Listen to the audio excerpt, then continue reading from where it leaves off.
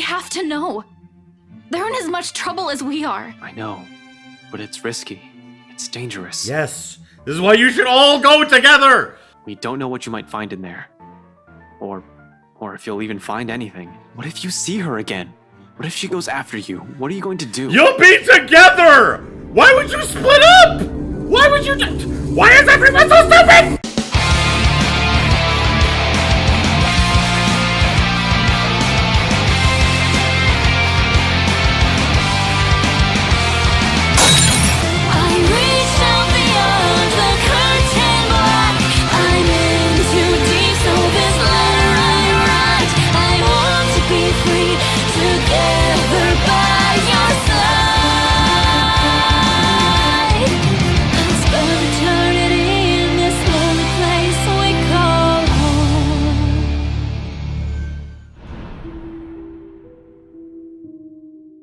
Greetings, my beautiful viewers.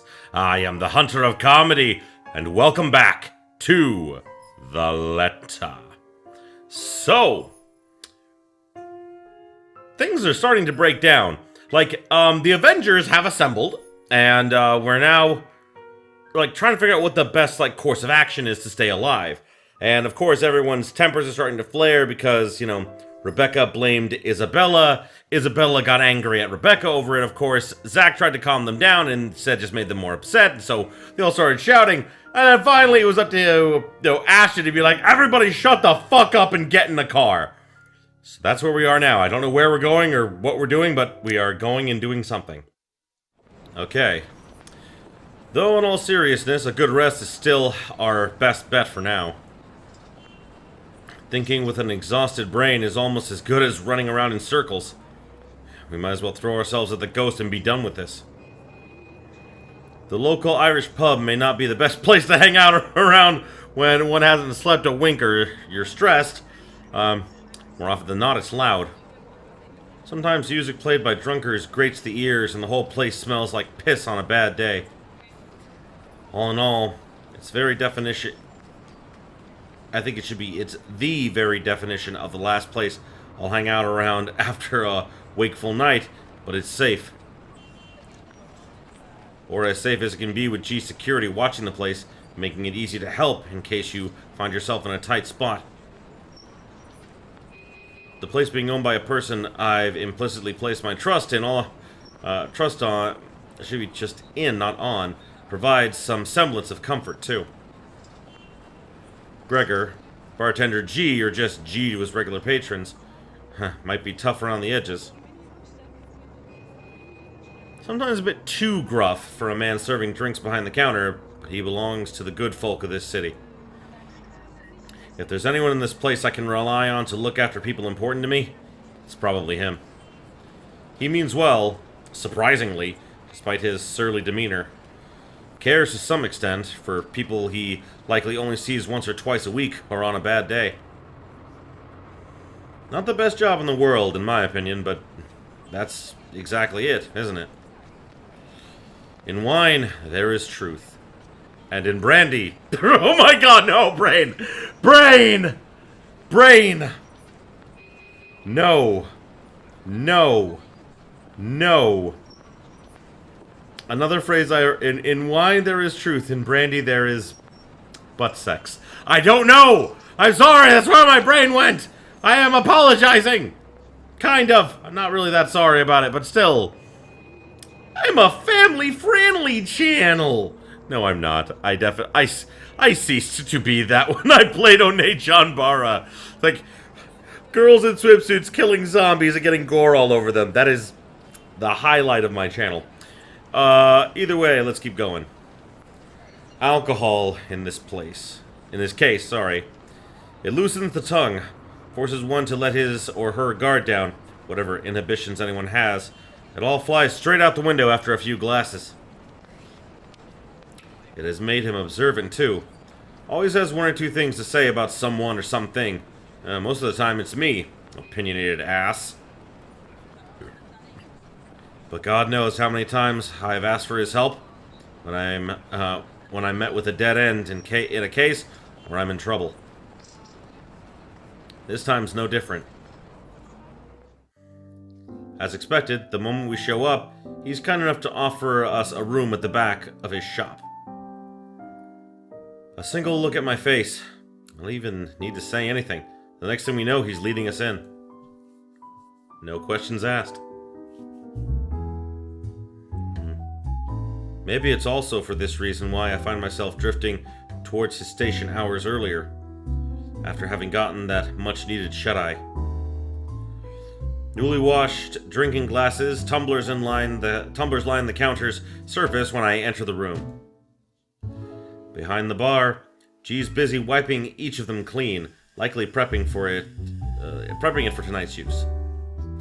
Briefly, he glances up at me once I claim one of the empty stools and grab a rocks glass sitting closest to my elbow.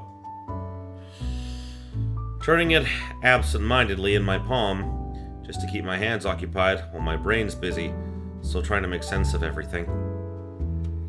Even at a dead hour, with only a few patrons milling about, this place still smells strongly of liquor. Honestly, I've never grown fond of it. Regardless of how many times I've made a trip or sat here, on the same spot, just talking to this old man, I've never been fond of drinking in the first place. Yet, oddly, it's the nasty odor of a brewery that helps clear the mind this time. Along with the lack of the establishment's usual hubbub and the occasional clinking of glasses. Even more bizarre is that, through my lack of words, G doesn't, through? Should be though my lack of words or something, I don't know. G doesn't say anything. Although it's clear from the way his mouth has curled up in a tight frown that he has questions, a bucket load of them, he wisely keeps it shut. Instead, he simply focuses back on his work. Rinse, wipe, stash away, repeat. Going through the motions with such familiarity, it's almost a trance. Watching his precise movements quietly like this, with these thoughts swimming inside my head, it's easy to lose track of everything around me. One solid lead on this. One possible way to sort this out, but will it work? Especially if my assumption's correct, and that the reason Zach was there yesterday morning was because of the curse. Something must have happened for him to see the need to visit that place in the morning. What if the couple has fallen victim to the curse too? It doesn't fall outside the realm of possibility. I've been so biased, not even thinking that they might be in danger as well. But during the open house with Isabella, they might have seen the letter and... Fuck. Stupid, stupid, stupid. Some fucking detective I am. That's lucky the moment when Cooper saw it. If the logic holds, I need to hurry there right away. If there are answers anywhere, it would be there. It should be there, or all this fucking mess started. It's not only my life on the line here, there are others. What happened to us, I won't wish on anyone else, no matter how much I loathe them. Or how complicated all of this has suddenly become. The letter, the woman, the mansion. And now there are voices lacing venom inside every crevice of my head, murmurs that jeer, scoff, and deride whatever an opportunity presents itself. It's because you didn't listen. Oh, Jesus! It's all your fault. Why won't you believe me? A reminder of what I failed to do, and who I failed. At some point, they all begin to blur together, twining and coiling. Every horrid image and memory of her seeking the forefront of my mind. No matter how much I refuse to remember the fear I felt then, to push it as far back as I can, the visions come to me like a deluge. And before I know it, before I can drown, another voice pulls me out of it. You doing good there, boy? His hand is on my shoulders, gripping it tightly and giving me a little shake. There's some relief on my face when I finally look up at him, although his frown appears more distinct than the concern in his eyes. It's deeper now, marred with worry and agitation. He does let go when I offer him a small nod, but the furrow between his eyebrows never leaves his face. He always has a knack for reading people, after all, Even someone who can be as closed off or distant like me. And all the time I've spent in the force, there's only one other person who's as keen as this old guy. The Chief. Funny, and weird to some degree. I pointed it out to him so many times before, how much they look alike! Oh! Only for the observation to be brushed off with a vehement tone. I was right! Oh my god, they made a joke, because I told you, like, that, like, he and, like, the inspector, like, they have the same face! They do have the same fucking face, it's just a different mustache! Either that or it's just a different hair color and eye color. I don't know. I've never brought it up again after the third time, out of respect for the guy. Whatever it is, it's clear it's something he doesn't want to talk about. I wonder if they are related. I wonder if this guy and the police chief are related. If they're like brothers or cousins or something, I will fucking laugh. Why push, right? However, during times like this, it's impossible for the thought not to come up. Even has the glare down pat. Under his wordless scrutiny, I feel like a damn rookie again. You're looking a bit green. Sure you got plenty of rest back there? You were only out for an hour or two. Wouldn't hurt to try and get some sleep. I'll keep an eye out. No need. Don't worry about me. I won't be able to get some sleep anyway. Now with her face still, a clear picture in my head, no. I heard that from you before. Not buying it.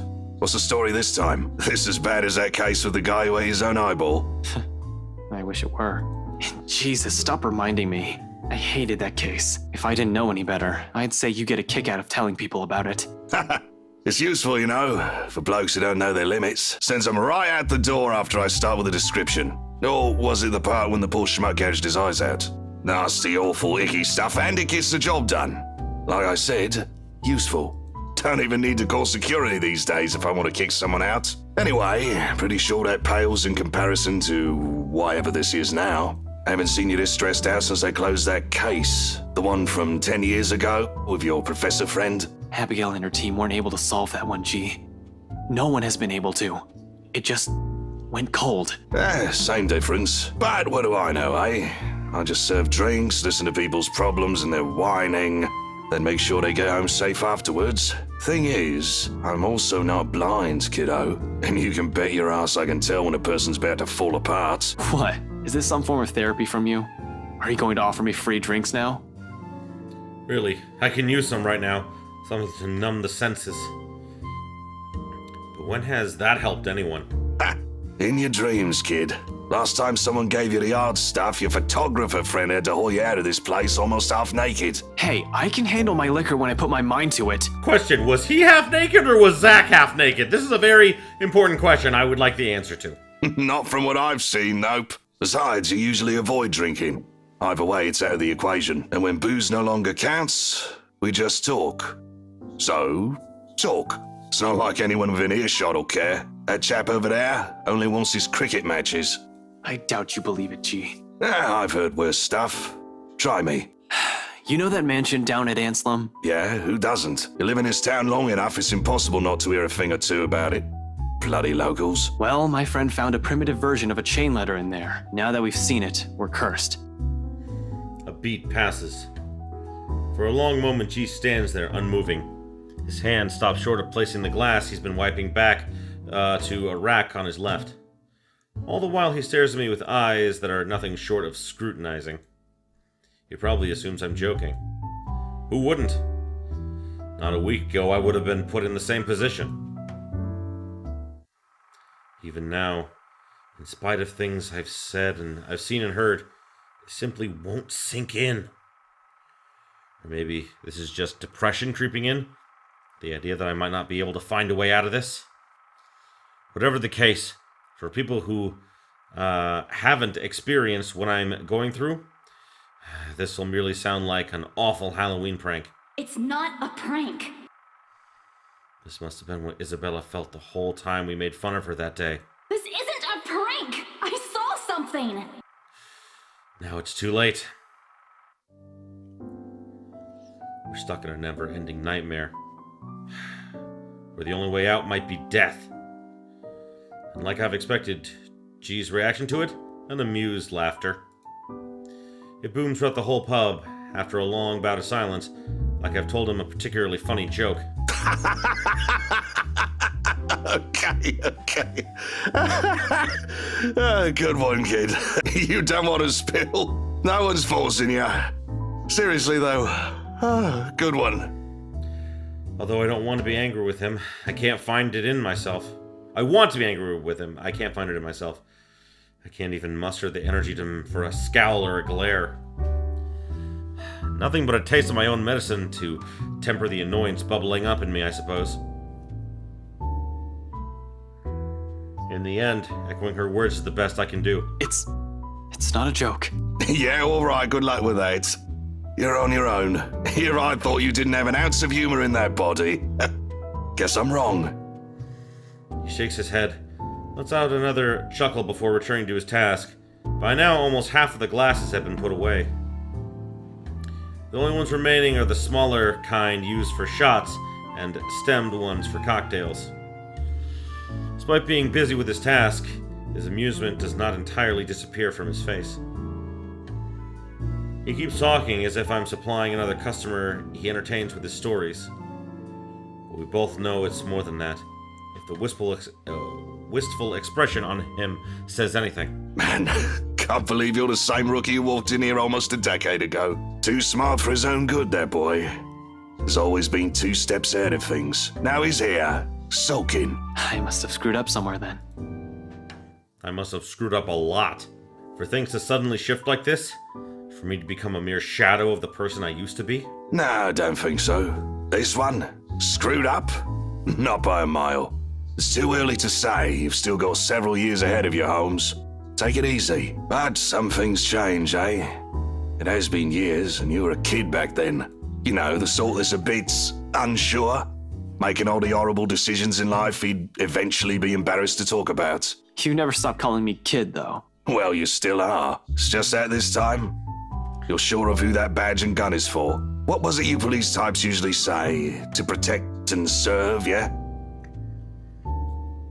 A significant pause follows at his heels.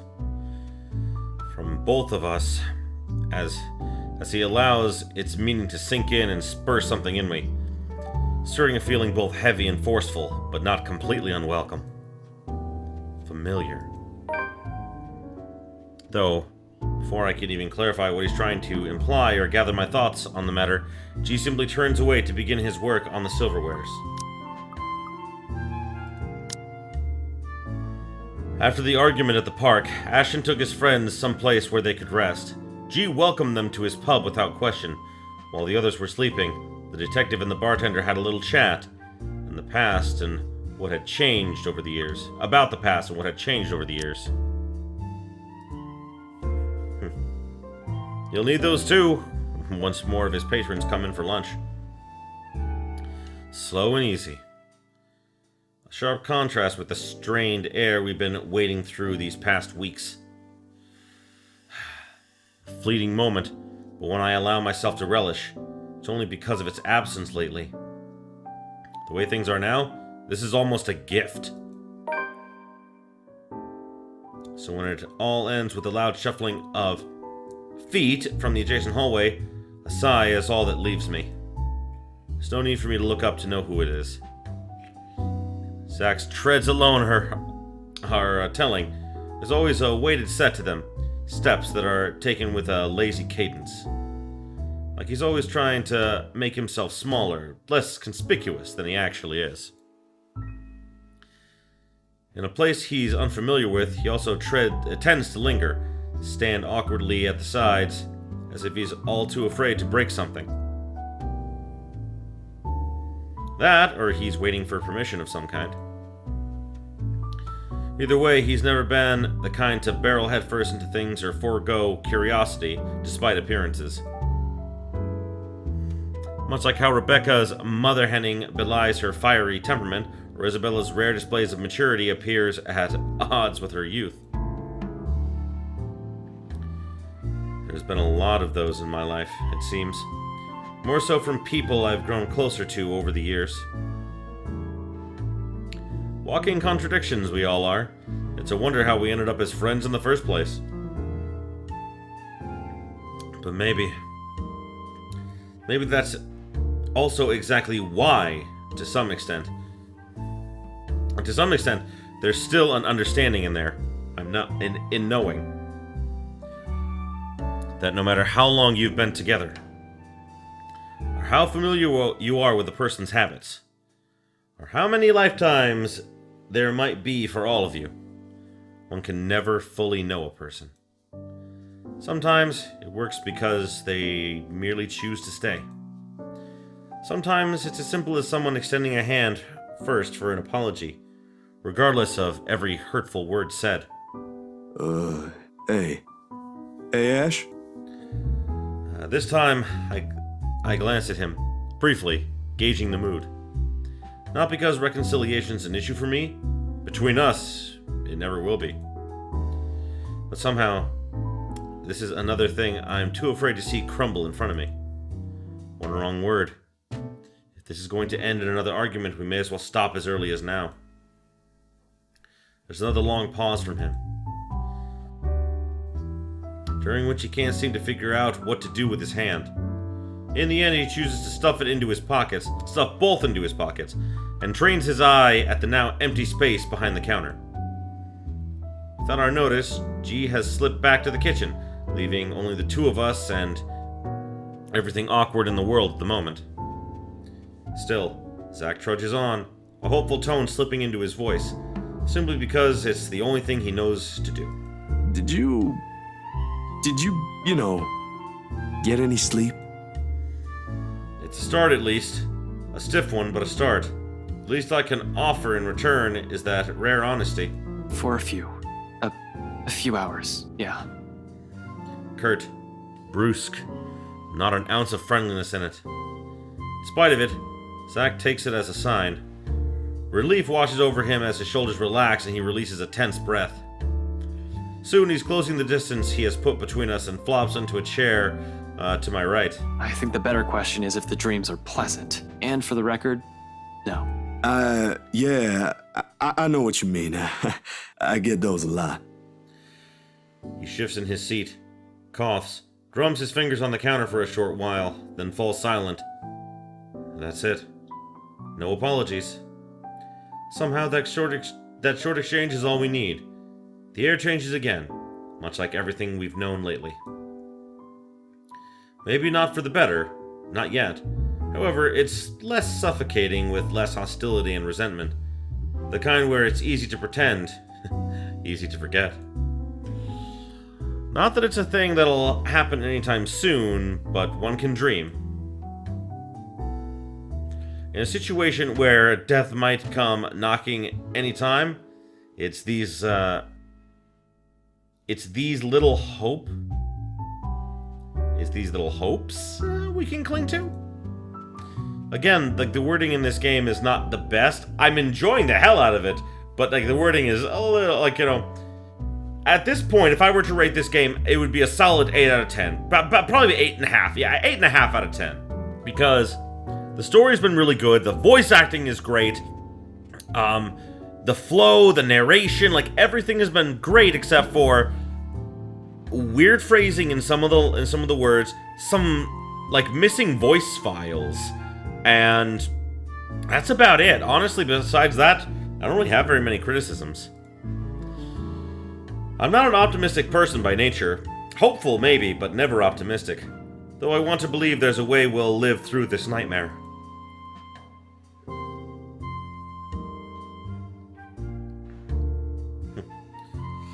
It's just funny how it took all of this to spur these kinds of thoughts in me. I can't even remember the last time something like this has occurred to me. For some reason, after seeing one harrowing thing after another, I've simply forgotten. Why are you suddenly smiling like that? Huh? Oh, no, I was just thinking about something. Well, it better be something that'll get us out of this mess. What makes you think I know how to fix this? Until 2 days ago, I didn't even believe a word you guys have been telling me. Zach, I function better when I'm dealing with homicide cases. Hell, feel free to throw in the usual robbery and missing persons case into the mix. I don't care. Give me a few days and I'll give you a lead. This isn't how I operate. This isn't what I'm good at. For all you know, I might even end up getting us killed.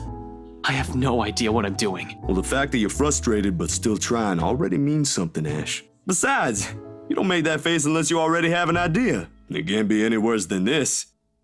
Maybe. What's on your mind, Ash? There really is something about Z-Man.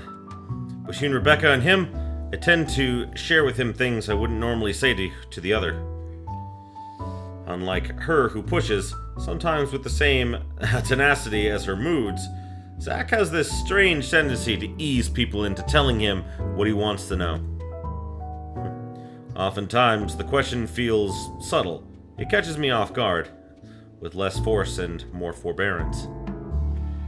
After all, out of everyone, he's the most grounded.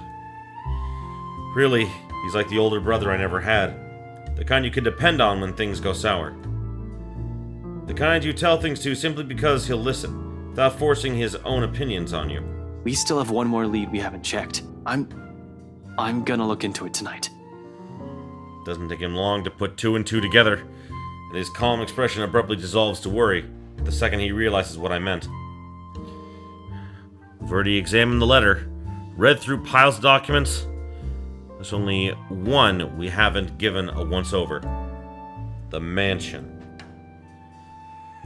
Of course, Zack may not be the kind to push, but that doesn't mean he agrees with everything that comes out of my mouth. It's his way of keeping me steady and on my feet through the years. Hold on, didn't you tell me not to go in there? Whatever happened to stay away from Luke Wright? You're an unarmed civilian, Zack. And so? I has a gun! I am not an unarmed civilian. So, I want you to stay here and keep yourself safe. I probably won't take too long, but I don't know what might happen. I'm not even sure if I'll find something in there. G will keep an eye on you guys. If you need anything, if that woman shows up, just holler. He'll help out, no questions asked. You don't even need to explain anything. He's not willing to concede, not from the manner he grips his knees with a rigid set to his jaw. I'm going with you. You can't go in there alone, Ash. I heard something. The morning I was there, I heard someone scream and then there was a woman crying, and I don't know what's going on inside that mansion, but I am telling you, you shouldn't face whatever's inside alone. Before I can stop myself, a heavy breath escapes from my mouth. It's one of those times again, where Zack means well, but he's completely missing the point I'm trying to make. When things take a turn for this, when he gets in a mood like this, he's almost as headstrong as Isabella.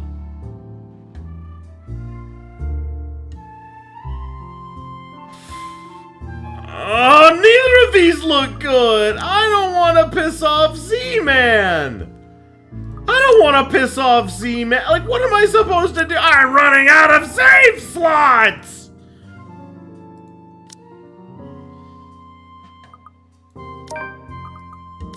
Okay, good! I feel better if I didn't have to worry about you. There are only two ways this will end. I agree with him and take him with me, or I agree with him and drop the idea altogether.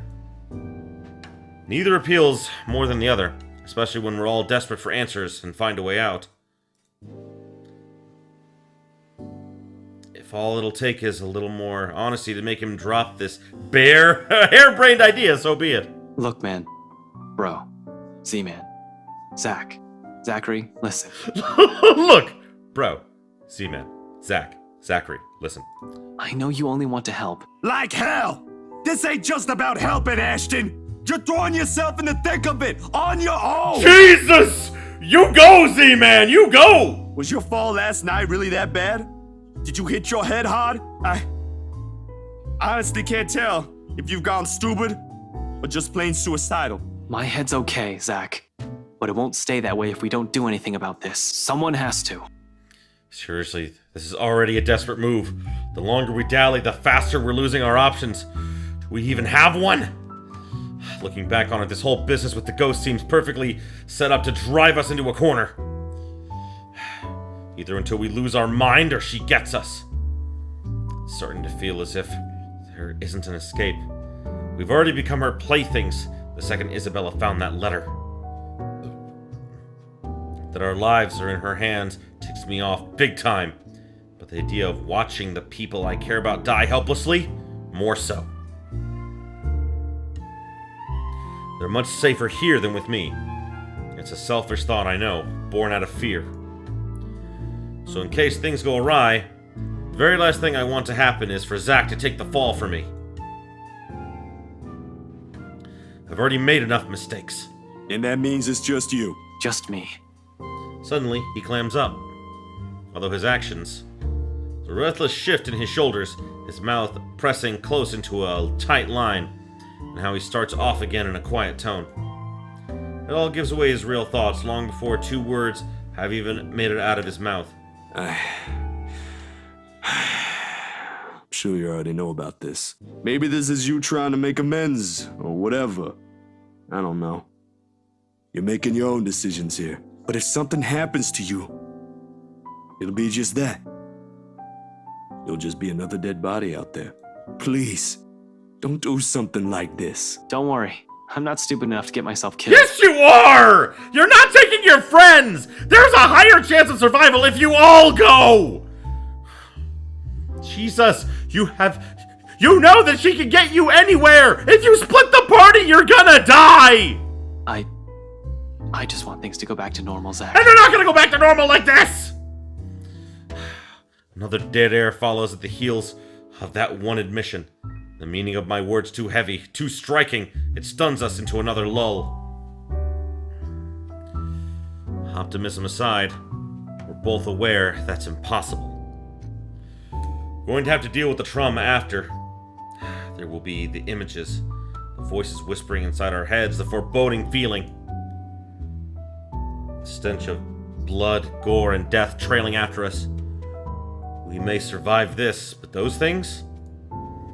They will remain with us for a long time. One does not survive something like this without it leaving something in you. Just the mere thought of what might come right after makes me dread it. But this has changed in all of us. But I suppose that outcome is more acceptable, the lesser of 2 evils. 3 hours. My head snaps up, and I turn to him, puzzled. He's staring at his hands with a thoughtful expression, brows furrowed in. Okay, no, stop it, damn it. Siri woke up and scared me again, I'm sorry. Brows furrowed in deep concentration. Like he's trying to choose the right words to convey what he's about to say. 3 hours? For what? That's more than enough time to go there, to check things, like you said. No! And travel back. No! Do not! No! You need to go together! Damn it! Am I seriously the only one who thinks that this is like it feels like the game is setting up for this. I'm sorry, but this is me. Maybe I'm reading too much into it, but if all of them went there, Hannah would be Zach would be able to get Hannah to believe them because of the crazy things, and definitely, Rebecca would be able to convince Luke because, like, they have camaraderie. Like, everyone would listen to someone. It wouldn't just be a random group of strangers. Damn it, why is everyone so stupid? If you don't show up here beyond that, I'm going after you. From his tone, it almost sounds like a warning.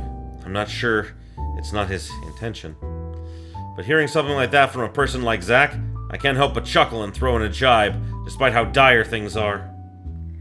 Just like old times. Make that 4. What? You said you're just gonna check things. Why would you even need that long? You wouldn't even... No. Speed limit? I'm a ranked law enforcement officer, Zach. I'm supposed to set an example. I so wanna punch you right now. Of course, Zach never carries it out. In light moments like this, that's how he is. How we are. Unfortunately, G chooses the next moment to show up. He slams the flat of his palm on the counter, shooting us both a stern look. Although his tone's nothing short of jovial, the disappointment's clear in it. He's obviously misunderstanding the situation. Boys, drummer's nice and all. I used to watch these bloody god-awful afternoon serials with one of my brothers many, many years ago. Oh my god, his brother is Lee! But listen, I am not having one in my pub, all right? You two want to fight? Go out. A pregnant pause, and from it friendship shall be birthed. Ha ha. Then, without any preamble, Zach and I, both snickering in G's glower, melts into confusion. We both show no signs of stopping. He simply shakes his head and turns away. I'd like to think it's better this way. Better that we part on light terms so Zach won't have to see every little insecurity, every little doubt in me right now. He's seen enough. The last thing I want him to glimpse is another display of weakness. Not when he still stares at me with the same unerring confidence in his eyes. When our mirth dies down, before anything can be said further, before I change my mind, I step away from them. Giving Zach's shoulder a quick few pats, mumbling a lame excuse about getting another short nap under my breath. Altogether, burying the stray thought that flashes fleeting in my head. Zach has seen me at my lowest plenty of times. Why does it all matter now?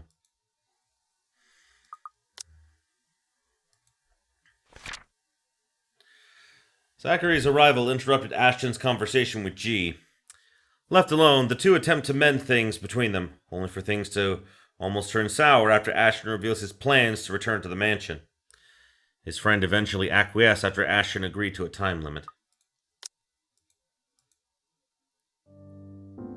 Oh, okay. I thought I switched to someone else. Maybe I did. The sun hangs lower when I stumble back into consciousness and drag myself downstairs. Around this time, the patrons usually start to trickle into the mansion until it reaches a peak around midnight. Today, however, it remains thin. But considering what day it isn't too worrisome for the kind of business G runs. He has always complained about the lack of a decent crowd on week start, although he doesn't really begrudge his customers for it. No one wants to start the week with a bad case of a hangover, after all, even him. Which makes the concerned look he gives off a bit too odd. With the kind of danger we're in, this swiftly puts me on edge, even before sleep completely fades from my mind. Something wrong, G? G hums, but there's an undertone of annoyance in it despite his casual and open movements. It's only after he finishes wiping a tumbler and carefully settles it face down on the table does he give me an answer. The way he stares back at me honestly makes me squirm. Feels like I'm being stared down by my primary school teacher for sleeping in class again. Nothing much. Monday's still a slow day for this place. But you might want to check on your friends, kid. Looks like one of them woke up on the wrong side of the bed while you were out. Another question forms in my head, along with a small, confused frown. Though before a single syllable slips past my mouth, Rebecca's irate voice rings out from some part of the main lounge. From the sound of it, it appears woke up on the wrong side of the bed is a complete understatement. Alone? You know we can't just go in there. But we don't have any other choice, Becca. There's really no other way. We have to go there. If you'll just... Isabella, no. Oh God! Oh God, no! That doesn't sound too comforting. Once Rebecca assumes that kind of tone in an argument with Isabella, it usually ends with one of them walking out or both giving the other the silent treatment. It lasts for about a week if it's really bad, which really isn't what we need right now. I've hoped the bad blood from this morning will simply blow over after all of us have gotten a decent rest. I should have expected things to be the same with them as it is with Zach and I. Turns out sleep isn't just what some of us need. G appears to understand it. In spite of his efforts to look as unconcerned as possible, there's a tense set on his shoulders. A nervous edge lingers in his eyes as it occasionally flickers over where Rebecca and Isabella's voices are coming from. He doesn't want to deal with this, especially at the start of another busy week. Neither do I. Things have worked out well between them before without Zach or I meddling. But the imploring gaze G directs at me leaves me with no other choice. It almost feels like he's guilting me into doing something about it. So, their relationship is still really good, right? Yeah, so like, what's the problem? I hate that it's working. You know how I run this pub, kid. No fist fights, no cat fights, only good booze, bad puns, and off-key singing. Go fix it before it blows up in your faces. I'd hate to throw two girls out of this place over a petty argument. It's probably not as petty if Rebecca is already shouting like that, but I give him a nod nonetheless. Sorry about this, G. He hums something under his breath for an answer and waves me off, turning away and returning to his work without another word. Even with the lack of a sizable crowd, he likes to keep busy. We're in the same boat in that regard. Can't remain still. Always has to stay moving, do something, thinking, whatever keeps the brain at work. I leave him to it shortly after. Rebecca's voice rings out once again, followed by Isabella's. Part of me wants to thank him for all the trouble he has taken for people he barely even knows. Once this is over, I should probably find some way. In the meantime, I have this immediate problem to fix. I gotta get to this before it turns into a shitstorm both of them will regret. And I know both of them will. For all of Isabella's complaints about Rebecca's bossy attitude, or how annoying Rebecca sometimes finds the other's childlike behavior, it's a friendship they both cherish in their own way.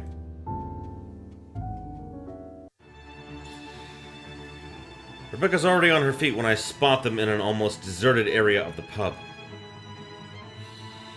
I'm willing to bet my entire life savings that people are staying away because of the brewing storm. Rebecca can have quite the mood when she's crossed. Can't speak for Isabella. Rarely ever see her seething, but from what I've heard, it can be very unpleasant. The way she's glaring up at the redhead from her seat, regardless of how much the other woman towers over her right now, already says everything. Empty plates have been left piled near one corner of the table they occupy, a conversation that turned sour sometime after a late lunch then. Good thing they're already done and nothing's left to be spoiled. They're spilled. Oh, jeez! Before the next moment, before I can approach and intervene, Rebecca slams her palm on the table. It sends the silverware clanking sharply against the surface. Isabella flinches momentarily. We both do, though she shows no indication of surrendering in the face of Rebecca's temper. Everything escalates from there. You've already gotten us in enough trouble because of this letter ghost everything. You're blaming me again? Why is the voice file missing? And you can't expect everyone to fix your mess. You keep on putting the blame on me, but you're the one who didn't listen. All of you.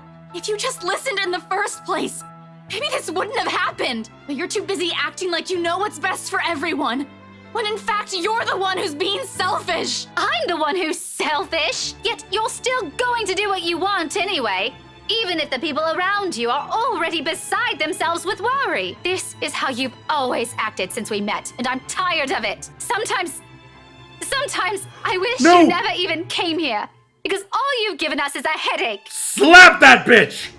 I'm sorry, best girl, but you need a slap! You know why I had to come here. My dad! Your dad has nothing to do with this! It has always been you and your whiny, careless self that has always been the problem. Becca needs a slap. Maybe I should have stepped in earlier. Maybe I should have said something the moment Rebecca slammed the flat of her hand on the table or the second I've entered the area. Either way, it's too late to act. Harsh words have already been hurled between the two.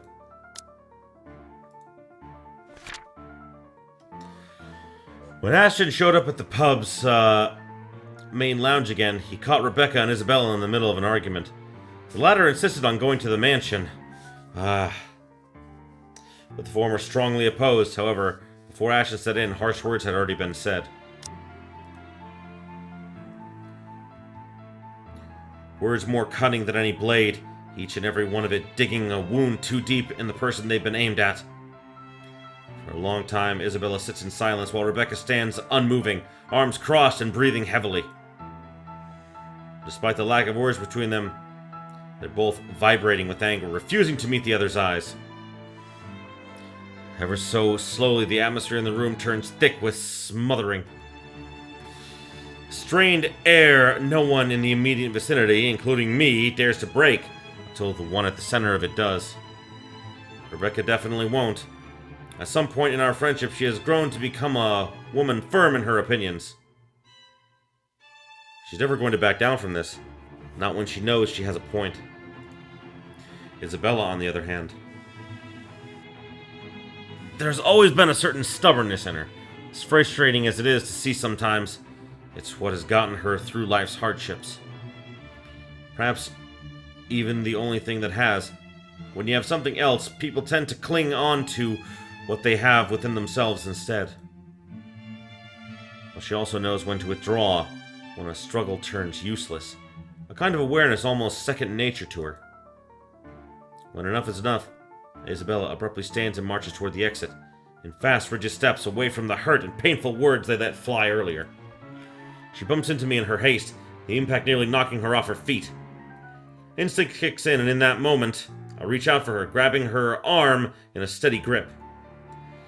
Surprise flits across her face, an expression mirrored by Rebecca behind her. Neither of them have noticed me. No! No! No!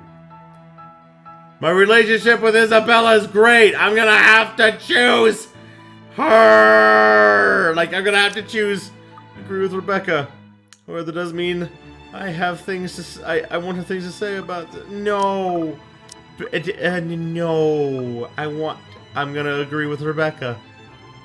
I don't want to. Rebecca was being a bitch, but I know that if I don't, Rebecca might not like me. And Isabella, I've got room to let her not like me for a bit. Sorry, Rebecca. Isabella. You okay? Yeah, I kind of thought that was gonna happen. Let go, Ashton. Rebecca has a point, though. I know, Ash. I just thought we'd find something in there. That if I go back, we'll get the answers we need. I found the letter there, so maybe, right? It's not that I don't agree with her. Hell, I've been considering the same thing. It's the only lead we have, after all. But Rebecca also has a point I will always agree with, no matter how desperate I am. It's not going to be a simple walk in the park. Who knows what we might find in there? If she comes with me, I won't be able to guarantee her safety. She'll be in even greater danger. Hence, alone. Exactly as I have told Zach.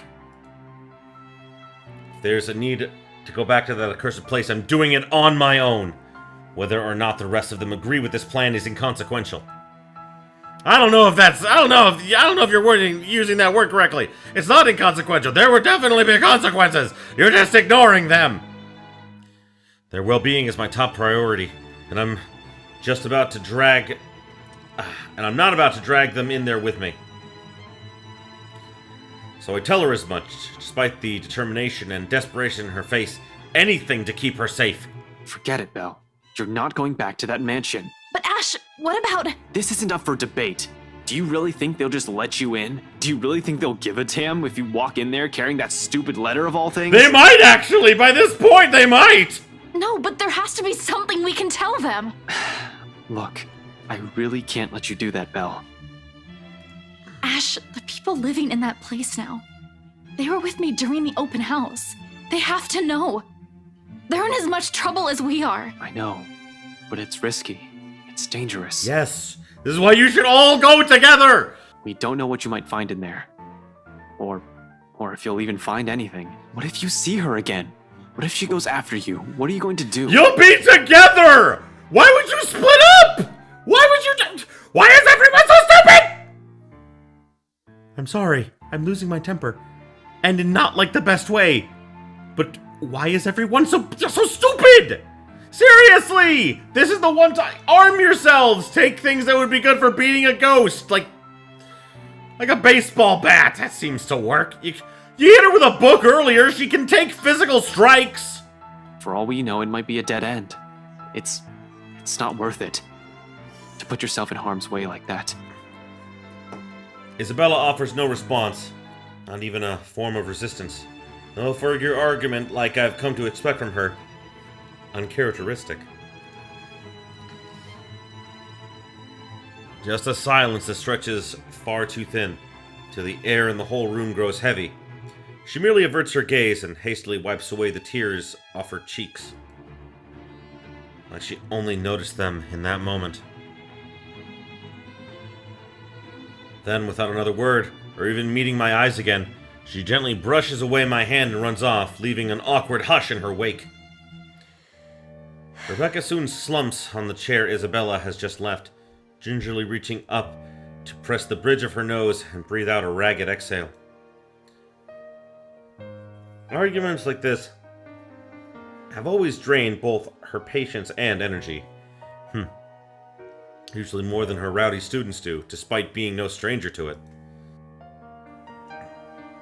In the quietness of the room, I find myself drifting towards her and taking the empty seat next to her. Shortly, she leans her shoulders to mine, like she used to all those years ago. Back when all that mattered to us were grades and what kind of troubles we'll get into the next weekend. No curse, no letter, no ghosts.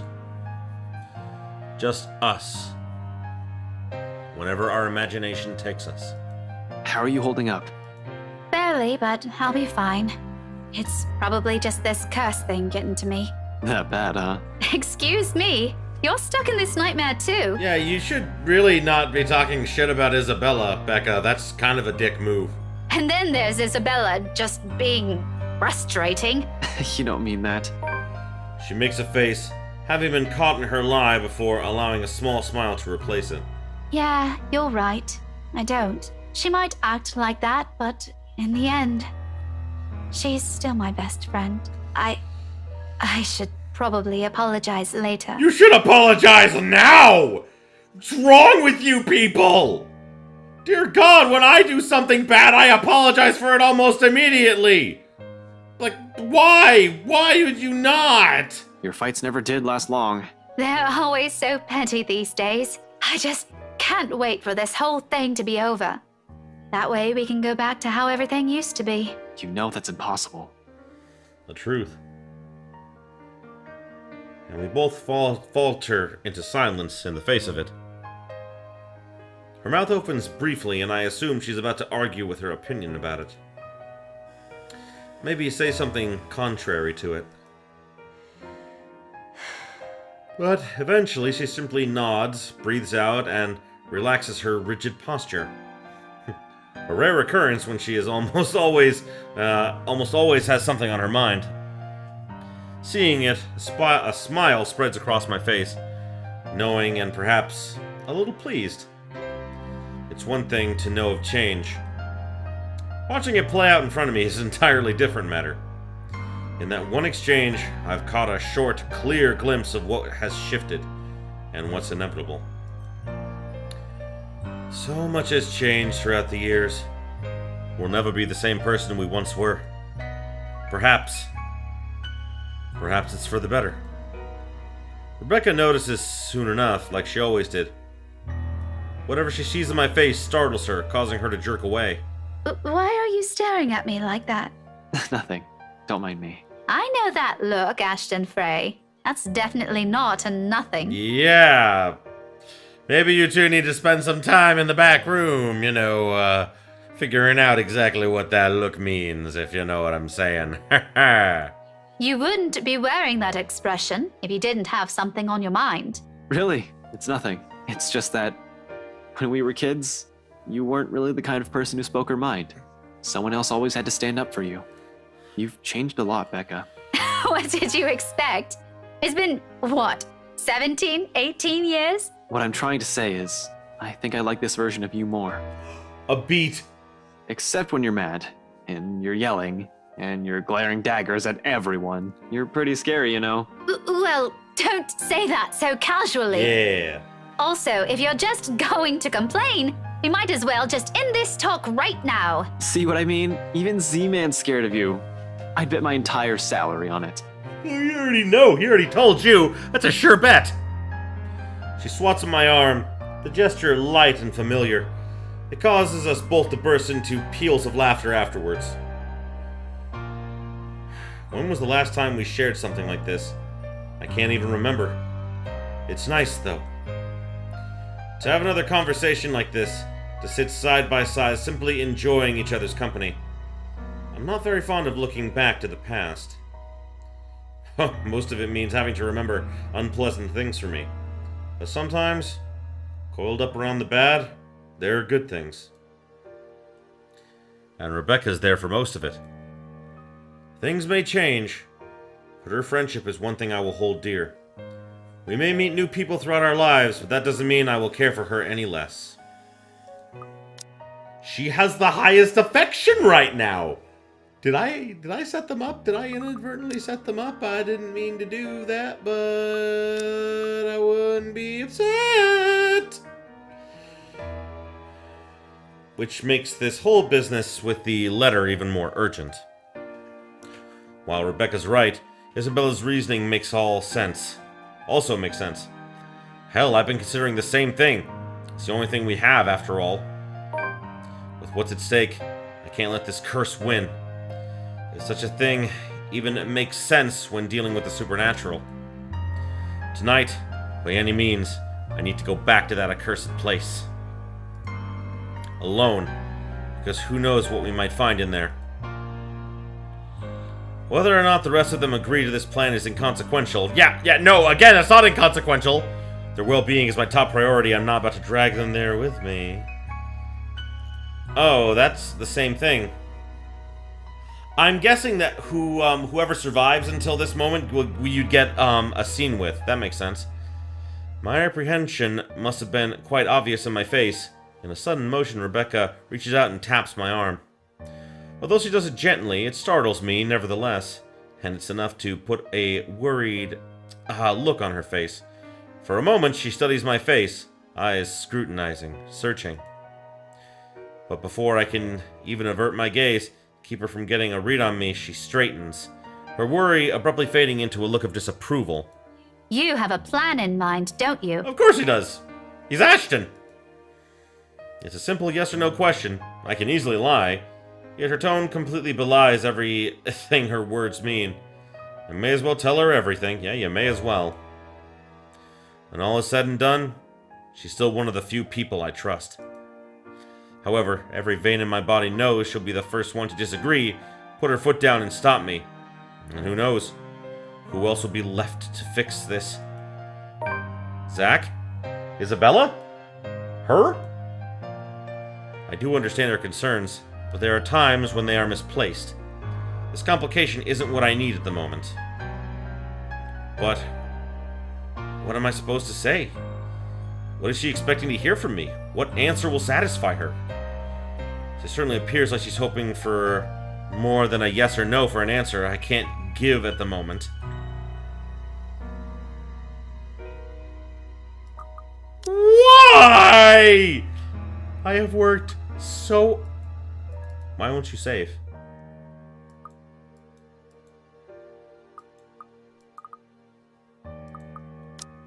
The game won't save. There we go. Okay. The game wouldn't save for some reason. Hold on. A few moments later. Sorry about that. When I was saving, it wanted to be a pain. It didn't want to save for some reason. But yeah, I got it to save, so everything seems good. I think that if I offer her a vague answer, it'll be better than keeping her in the dark. Although, Ashton would definitely keep her in the dark.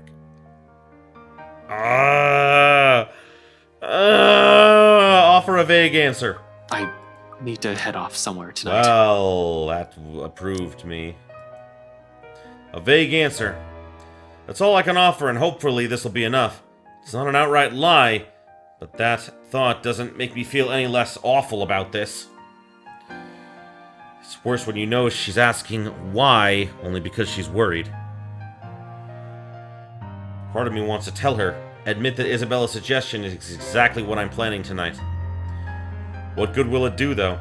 I've already told Zach, one person is enough. Hell, simply letting someone in on the plan makes me iffy. Broadening that circle and revealing too much would just cause another pointless concern. But someone has to be aware, at least of where I'm heading off to, in case things don't pan out. Expect the worst, even if I've only intended to do a quick survey of the place. In my own words, risky. Rebecca doesn't need to know the kind of danger I might be throwing myself in tonight. She should prioritize herself and her own safety first before others. But it's never that easy with her, is it? Am I allowed to ask questions this time? You're asking one right now, aren't you? It's a serious question, Ashton. Yes or no? You can, but I can't promise I'll answer them. That's a nice way of saying no. You might as well just tell me to shut up. You know I don't mean it like that. Is there something I can do at least? For an instant, I hesitate, pausing, fumbling for an answer. It's more difficult with her, because all this time, she still looks to me as if I'm the same kid from years ago, who she depended on when she has yet to find herself, who she turned to for answers despite my lack of them. Makes me all the more afraid to fuck up this time. And in case I do, she's the last person I want to be with me. Getting her into trouble, getting her killed is not how I want to repay the friendship she has so generously offered all these years. My friends are not supposed to be the ones taking the repercussions of my mistakes. Those are my own doing, of my own responsibility. A fear, a heavy weight on my shoulders they shouldn't be dragged into carrying. However, if there's one thing I can trust her with... Stay safe. Keep the others safe. Watch over them while I'm out there. Make sure no one does anything stupid. You're good with that kind of stuff. I'm a high school teacher, Ash. Not anyone's babysitter. A grimace is on her face, but I know she'll do it, even without me asking for it. She cares more than anyone. More than what her fiery temper expresses. And it eases something in me, knowing the others will have someone like her here. Sure enough, after a stretch of silence, she eventually nods. She does not entirely agree with this. It's in the distant look on her face. But she's willing to trust me on this. For now, that's enough. Either way, it's best that we simply leave things for now. There's already an understanding, albeit something we both don't agree with. No need to push it further. With a light, reassuring squeeze on her shoulder, I stand up as soon as footsteps shuffle from the next room, in a cadence slow and hesitant. Shortly, Isabella comes into view, clutching her hands firmly in front of her and sporting the same uncertainty in her face. She casts me a cursory look, then shifts a nervous one to Rebecca, who studies her with a nervous gleam in her eyes. Their fights never did last long. Becca, are you free? Am I interrupting something? If it's okay, can we talk? Oh, she's an adorable cinnamon roll. She's like a little squirrel. Bad things not happen to her. She adorable. Her interrogation could not have come sooner, and I'm all the more glad for it. Whatever kind of friendship I share with the two, this remains something for only the two of them, much like my own with Zach. I'm the outsider. They don't need me here. It's all the reason I need. Muttering an excuse and flashing Rebecca a quick, knowing smile, I beat a hasty exit out of the main lounge and leave them to mend things on their own, before Rebecca can say what's on her mind.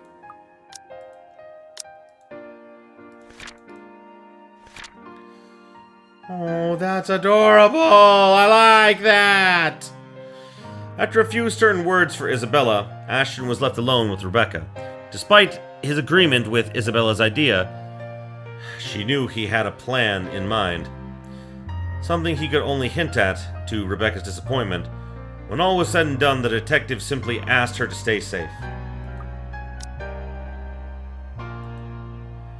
Before the last frustrated glare she directs my way forces me to change my mind. It's another lasting image that firmly etches itself in my memory, one that spurs the conscience, among other things. I just hope I won't regret what I've chosen for myself tonight. Yeah, I do too! Maybe you should have taken your friends with you!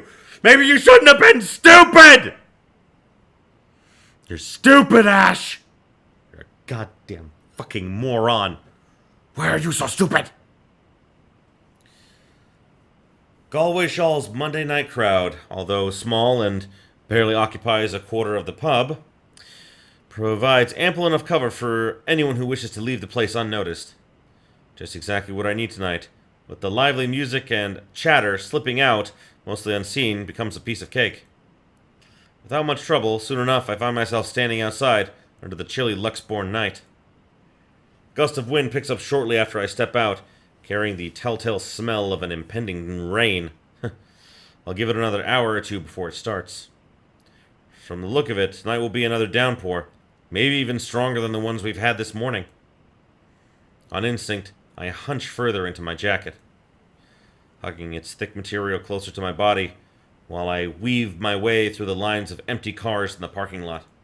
The letter crinkled in my pocket with each step I take, though I pay it no mind as I hurry towards my car. I've nicked it minutes ago from Isabella's belongings on my way out. This is all connected. If this is all connected, I need this damn piece of paper with me. However ridiculous it sounds, I'm quite sure it won't be missed either, but I can't waste time here and wait for her to find out, can I? 4 hours is all I'm giving myself to get this done. 3, if I'm inclined to go by Z-Man's, by the rules Z-Man set. But when have I ever? Regardless of how generous that is, each second's just as important as the next.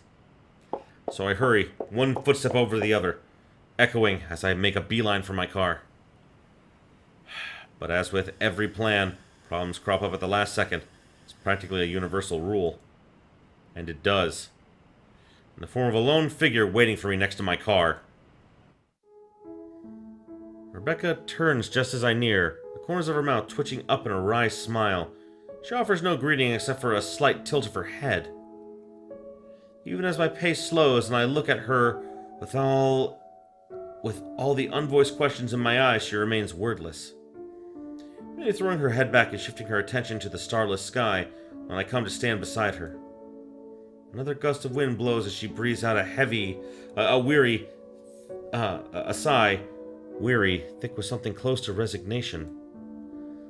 The breeze carries all of it away, while she hugs her arms closer to herself for warmth, which raises the question why she's out here. The air is already heavy with the promise of rain. With the clouds obscuring the view, there's nothing really left to look at but a dark blanket of nothingness. Still, she stands there as if she's intentionally waiting for everything to fall.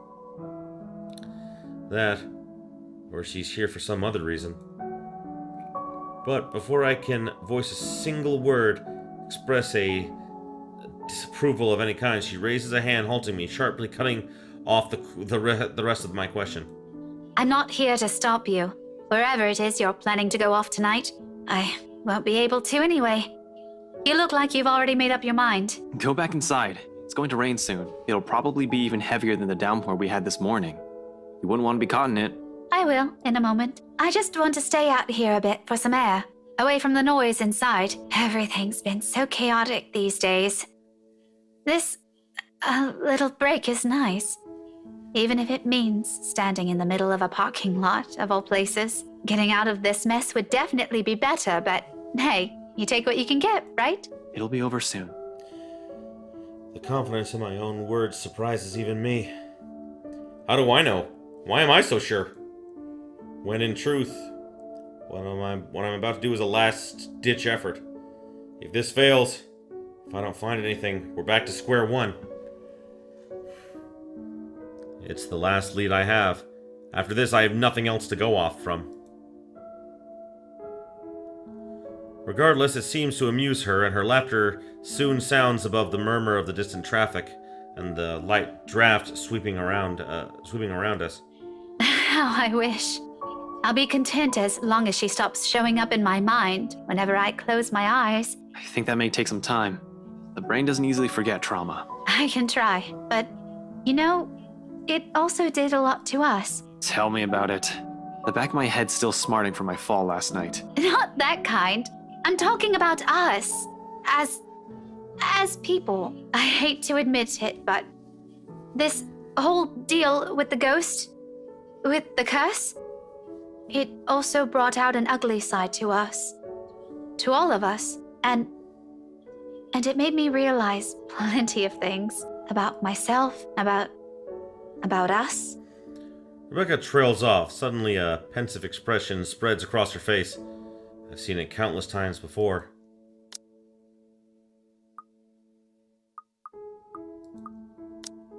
Yeah, Ashton beat out Luke!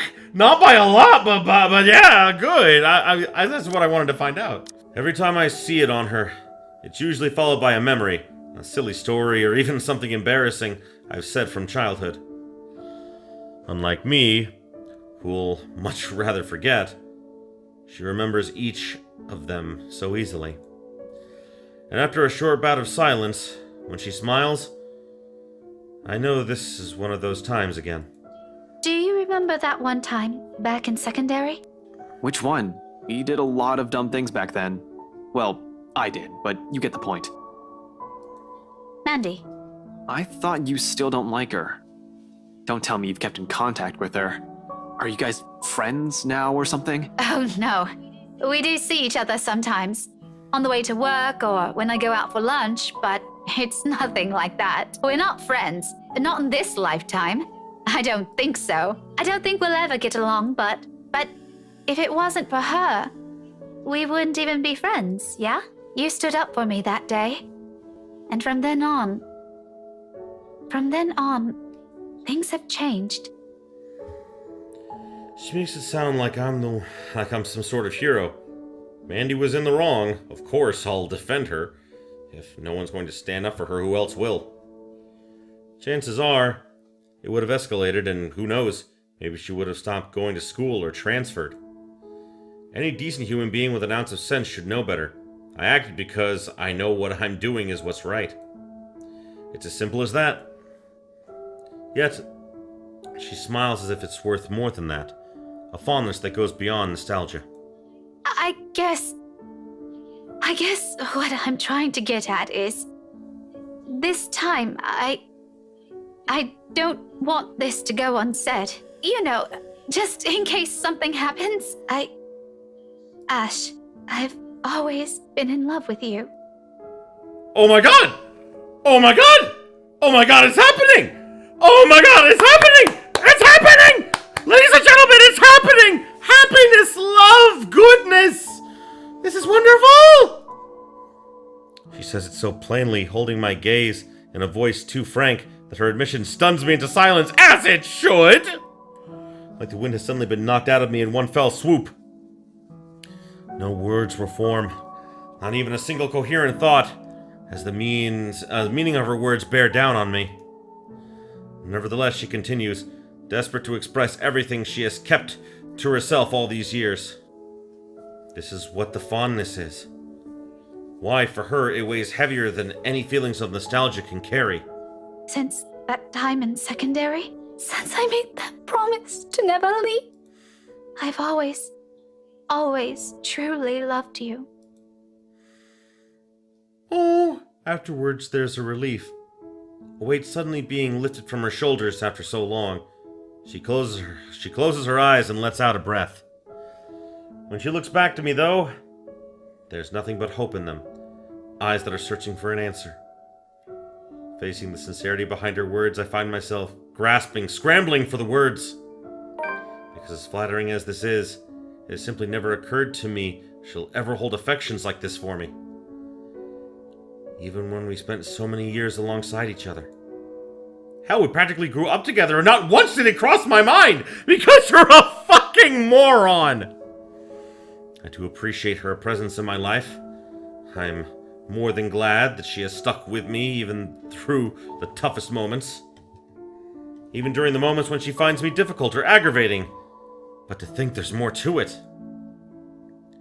Rebecca's a beautiful woman, alright. Anyone with a working eye can easily see that. Or even no working eyes. Her voice is also pretty nice too, if I do say so myself. Anyone will appreciate becoming the objects of her affection. However, more than that, she's also a close, important friend to me. Rebecca, I'm... Drawing a breath, ragged, unsure, uncertain how and which words to put together, afraid they'll hurt or ruin this, whatever this friendship has become all of a sudden. Though, before I can even string two phrases together, she closes the distance between us, grabs a fistful of my shirt and pulls me down. Oh my god! The next thing I know, her mouth is on mine. Warm, yet unyielding. Unyielding! Damn it, I can't! No, I need to speak right now! Just like the person who owns them, who presses herself against me, almost desperate, longing for that love she has held on to for so long. Even in a gesture as intimate as this, Rebecca's character shows, unintentional or otherwise. Fierce, bold, demanding. A storm on her own. And soon I find myself being drawn into it. Into her. Well overdue confession! There's nothing gentle about her kiss. Far from it. It's urgent. It's frantic. Brimming with every pent-up emotion she has had. Years and years of it. Maybe at another time it will be, when death's not looming over us. But for the moment, right before a wholly different storm brewing, we both cling to it. Perhaps because it's the only thing tethering us from losing to this madness. Smiles on her face when we part later. Kinder than every single one I've seen from her so far. It's nice to see on her. It suits her more than the glares or the frowns. But at the moment, it only serves to baffle me. When I move to open my mouth to say anything, even though I've yet to find the right words, she lifts a hand to my mouth and silences me. Oh, why is that one not voiced? You don't have to answer me. Yeah, but I should... No, I mean, not right now. Okay, now I'm really confused.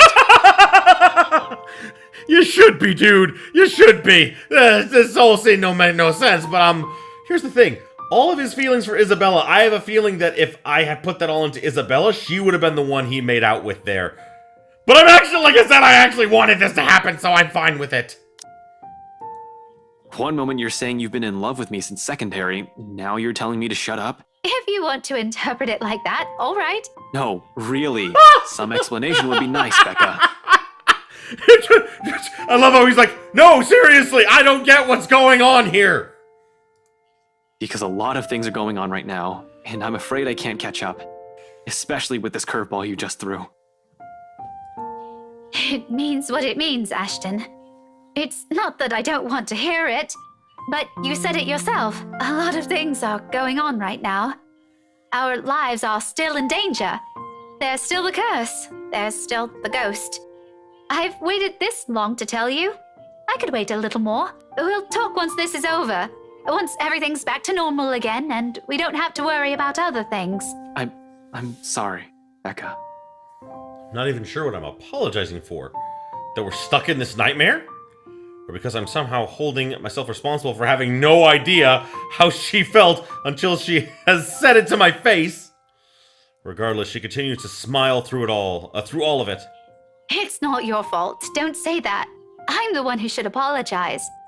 Since I suddenly sprung this up on you when you have other things to do, I just thought I should let you know. Anyway, thanks for hearing me out.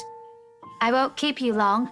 I know you have things to do. Just promise me you'll be careful, all right? She doesn't wait for an answer. Instead, she gives me a push, with a force only heavy enough to throw me off balance.